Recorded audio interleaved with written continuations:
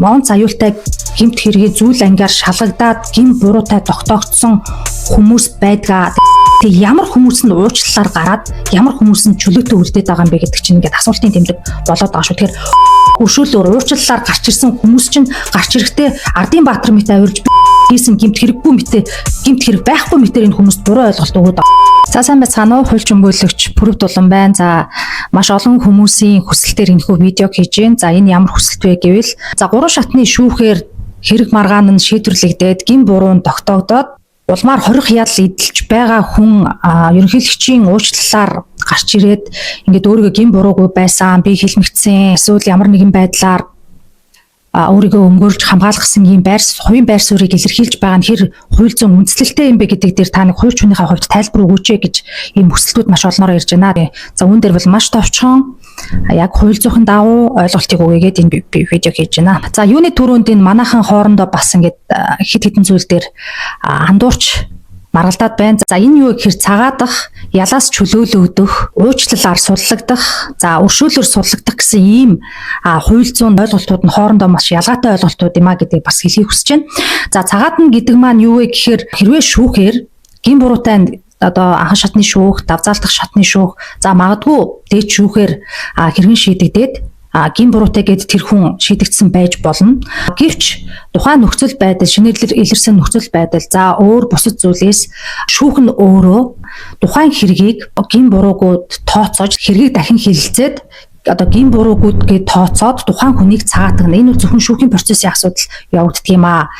Ялаас чөлөөлөгдөх гэж ойлголт байдаг. За энэ ялаас чөлөөлөгдөх нь яг юу гэсэн үг вэ гэхээр зэрэг чөлөөлөгдөн гэдэг нь хорих ял эдэлж байх хугацаанд за эсвэл шүүхээр хорих ял оноох явцдаа тухайн хүн бие эрүүл мэндийн байдал, за өндөр настай, за бусад хүндэтгэн үзэх шалтгааны улмаас за холбогдох байгууллага буюу эмнэлгийн магадлал, за бусад байгууллагын тодорхойлолтыг үндэслээд за үнэхээр тэр нь одоо хүндэтгэн үзэх шалтгаан байсан юм а гэж үзэх юм бол тэр хүнийг ялаас чөлөөлөгдөх ийм асуудал явж байгаа. За уучлал хоёрыг маш их андуурж бичиж байна. За Монгол улсын хуульд өршөөл бол зөвхөн парламент буюу улсын хурлын бүрэн эрх байд юм а. За өршөөлийг ямар үед үзүүлдэг вэ гэхээр нэг жишээ тайлбарлаж хэлье. За нэг хүн хулгай хэрэг хийсэн байлаа гэж бодъё. За тухайн хүн анх удаага хулгай хийсэн. Гэхдээ тэр тухайн хулгай хийсэн хэрэг нь хөнгөн хэрэг байсан. За эрүүгийн хуульд хөнгөн, хүндөвтөр, хүнд, онц хүнд гэмт хэрэг гэх мэтчлэнгийн одоо гэмт хэргийн ангиллууд байдаг. Үйлдсэн арга хэлбэрээс нь шалтгаалаад ингээд эрүүгийн хэрэгүүдийг одоо хөнгөнөөс хүнд хүртэл ингээд ангилдаг юм аа. Анх удаа бас хөнгөн гэмт хэрэг үйлдсэн, тухайн гэмт хэргийнхаа нийгэмд учруулсан хор уршгийг нь арилгасан. Гэх мэтчлэнгийн ийм одоо шалтгаантай зүйлдер за улсын баяр наадам, тэмдэглэл, дой ч юм уу, за эсвэл бусад шалтгаан нөхцлөөр улсын хурал өөрийнхөө бүрэн эрх хэмжээнийхээ хүрээнд өршөөлийн хууль гаргаад хорих ял эдэлж байгаа хүмүүсийг өршөөдөг. За энэ бол улсын хурлын бүрэн эрхийн эрх хэмжээний асуудал. За уучлал гэж байгаа. За уучлал нь ямар тохиолдолд үзүүлдэг вэ? Энэ бол цэвэр ерөнхийлөгчөөс үзүүлдэг бүрэн эрхийн асуудал байгаа. Уучлалыг бол за шүүхээр гин буруу тогтоогдсон хорих ял эдэлж байгаа субъект ерөнхийлөгчд хандаж за би энэ хийсэн хэрэгтээ одоо үнэхээр гэмшиж байна. Гин бурууга үнэхээр одоо хүлээн зөвшөөрсөн өөрийнхөө хүсэлтээр албажуулж, баталгаажуулж, уучлалт гэд ирсний улмаас за ерөнхийлөгч бол өөрийнхөө бүрэн эрх хэмжээнийхээ хүрээнд уучлалыг үзүүлдэг ийм хуулийн зохицуулалттай байгаа. Хамгийн түрүүнд одоо юуныг ойлгочих хэрэгтэй? Өршөөл, уучлал, ялаас чөлөөлөгдөх, цагаатах гэсэн эдгээр зүйлүүд нь хоорондоо ийм ялгаатай юм шүү. За бас нэг зүйл дээр хүмүүс асуулт их асуусан. Өршөөлөөр эсвэл уучлалаар гарч ирсэн хүмүүс өөрсдөө гэлмэгдчихсэн. За би бол эсвэл цагаатцсан. За биний одоо гин буруу бол одоо ингээд үгүйсгэгдсэн гэсэн байдлаар өөрсдийгөө ингээд өмгөөлж хамгаасан үнцгийн тайлбаруудыг ихээр хийж байна. Ингээд ял эдэлж байгаад гарч ирчгээд Баатар мэт авирлаад байна. Энэ дэр та нэг тайлбар хэлж гэсэн. Хэрвээ хувь хүн өөрийгөө хэлмэгдсэн за шүүх хэрвээ шударгаар шийдвэрлэж чадаагүй ч байдаг юм уу те. Эсвэл үнэхээр одоо би гин буруугүй гэж үзэж байгаа бол яг логикийн хувьд бол тэр хүн уучлалт ирэх ямар ч одоо тийм логик байхгүй гэсэн үг. Яг тэр уучлал эрхийн гол одоо үндслэл нь гин бурууга хүлээн зөвшөөрсөн. Гин бурууга хүлээн зөвшөөрөө дахин энэ гэмт хэргийг би үлдэхгүй. Энэ хийсэн хэрэгтээ үнэхээр гимшиж байна гэдгээ одоо илэрхийлсэн энэ илэрхийлэмжийг шалгуур болоод ерөнхийлөгч түүнийг нь үндслээд уучлалт үзүүлж байгаа. За харамсалтай нь одоо ингээд зарим нэг хүмүүс уучлалт хүсэж ерөнхийлөгч улмаар уучлал үзүүлсний дараа буюу одоо нийгмийн харилцаанд ороод за ялангуяа олон нийтэд ингээд буруу ойлголтыг өгөх өөрийгөө зүгээр ингээд ойлгуулахын тулд хүмүүст буруу ойлголт өгöd байгаа нь энэ бол маш хор аюултай юм аа.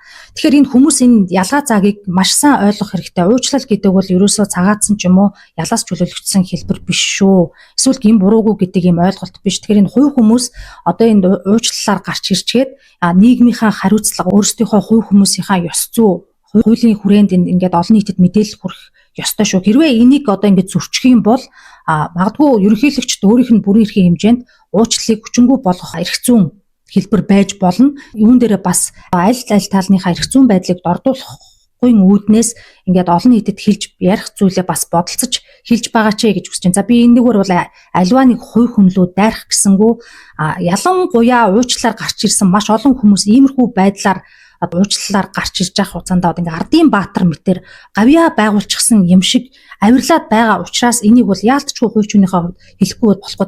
За үүнийг ч гэсэн хуульчид маань яг ингээд олон нийтэд зүгээр ойлгуулаасай гэж хүсэж байна. Мэдээж энэ хүний эрхийн асуудал хөндөгдөх нь ойлгомжтой. Тэр хүн олон нийтэд одоо сурлагдаж гарч ирчгээд олон нийтэд үг үзэл бодлоо чөлөөтэй илэрхийлэх тэр зам ёсныхоо эрхийг эдлэх хэрэгтэй.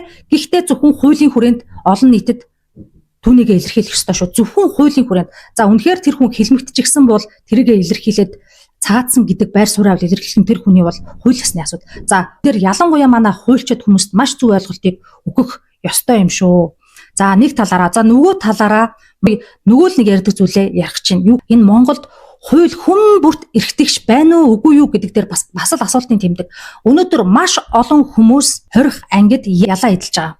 Энэ маш олон хүмүүс уучлалыг ерөнхийлөгчөөс хүсдэг. За ямар хэрэг дээр нь ингээд уучлалт үзүүлээд ямар хэргийг ингээд уучлалт үзүүлэхгүй орхиод байна вэ гэдэг энэ асуудал бас нэг мөр ойлгох ёстой юм болов гэж би хуульч хүнийхээ хувьд би бас бодож байна. Тэгэхээр өнөөдөр эсвэл олонний танил болох эсвэл нийгэмд нөлөөтэй байдаг байр сууриа илэрхийлэх тэр давуу байдлаараа ерөнхийлөгч уучлалт үзүүлэх шалгуур болоод байгаа мó.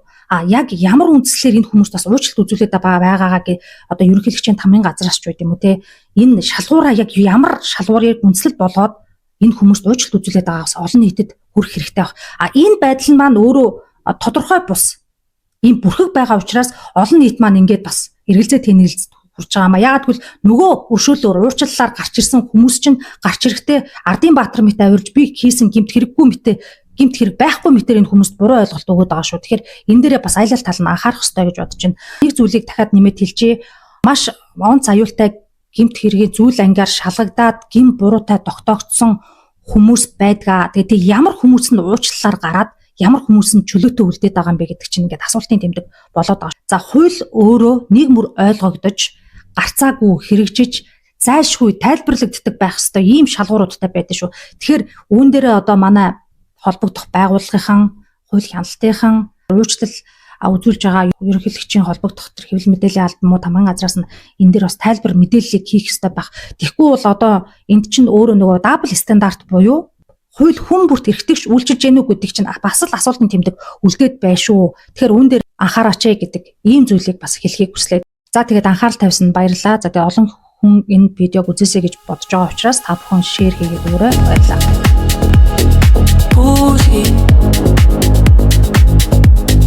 Lego voice. Turn up. Make a choice. They said stay quiet. Keep your colors in the lines. But I'm tired of the silence of rehearse. Approve replies. I've got words like open windows. Let the daylight in my chest. Every sentence that I publish is a heartbeat, is a test. This is my freedom. This is my choice. Speaking my truth as Pooja Little voice. I won't be fading.